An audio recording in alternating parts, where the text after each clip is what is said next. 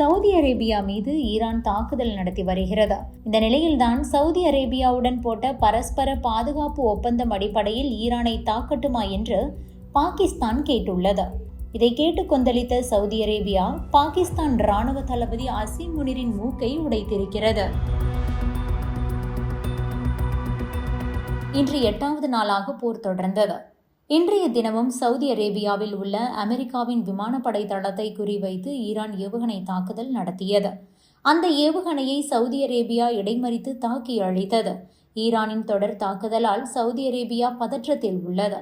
இதற்கிடையேதான் Saudi அரேபியாவுக்கு ஆதரவாக பாகிஸ்தான் ராணுவ தளபதி அசீம் முனிர் களமிறங்கியுள்ளார்.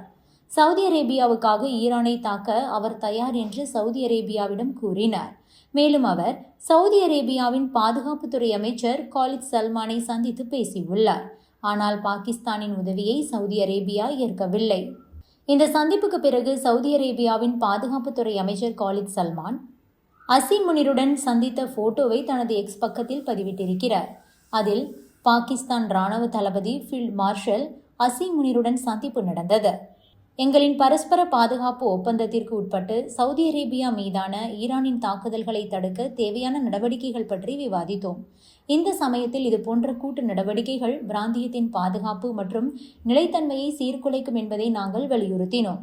அதோடு ஈரான் தனது தவறான கணக்கீட்டை மறந்து அறிவார்ந்து செயல்படும் என்று கூறினோம் என பதிவிட்டிருக்கிறார். இதன் மூலம் உங்களின் உதவி எங்களுக்கு தேவையில்லை, ஈரான் பிரச்சனையை நாங்களே பார்த்துக் கொள்கிறோம் என்று சவுதி அரேபியா பாகிஸ்தான் ராணுவ தளபதி அசீம் முனிரின் மூக்கை உடைத்து அனுப்பியுள்ளது. மேலும் திடீரென சவுதி அரேபியாவுக்கு பாகிஸ்தான் உதவி செய்ய முயன்றதன் பின்னணியில் முக்கியமான விஷயம் உள்ளது. இருப்பினும் இந்த எக்ஸ் பதிவில் சவுதி பாதுகாப்புத்துறை அமைச்சர் ஈரான் தனது தவறான கணக்கீட்டை மறந்து அறிவார்ந்து செயல்பட வேண்டும் என்ற ஒரு வார்த்தையை பயன்படுத்தியுள்ளார். இது ஈரானுக்கான வார்னிங்காக பார்க்கப்படுகிறது.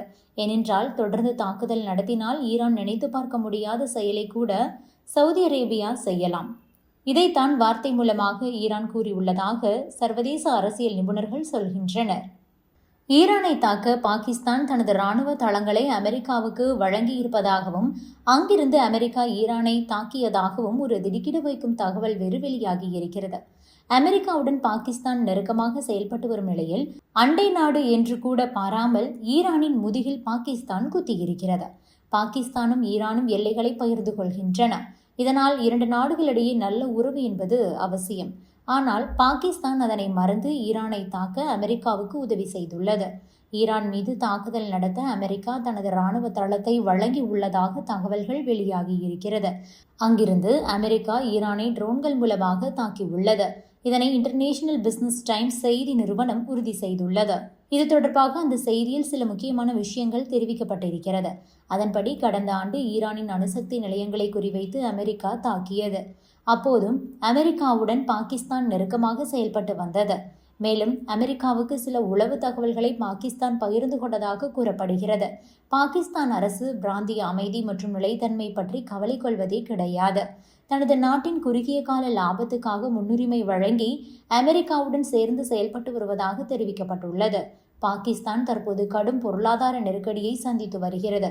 அமெரிக்கா மற்றும் அரபு நாடுகளிடம் உதவி கோரி வருகிறது. இதனால் அமெரிக்கா அரபு நாடுகளின் நிலைப்பாட்டை அப்படியே பாகிஸ்தான் பின்பற்றியுள்ளது. இந்த செயல் பாகிஸ்தான் ஈரான் இடையே பதற்றத்தை ஏற்படுத்தியிருக்கிறது. ஏற்கனவே ஈரான் மீது தாக்குதல் நடத்த சவுதி அரேபியா தான் ட்ரம்புக்கு அழுத்தம் கொடுத்ததாக கூட ஊடகங்களில் செய்தி வெளியாகின. இதனால் பிராந்திய அமைதி கேள்விக்குறியாகியுள்ளதாக சர்வதேச அரசியல் நோக்கர்கள் தெரிவித்துள்ளனர். Subscribe to One India and never miss an update.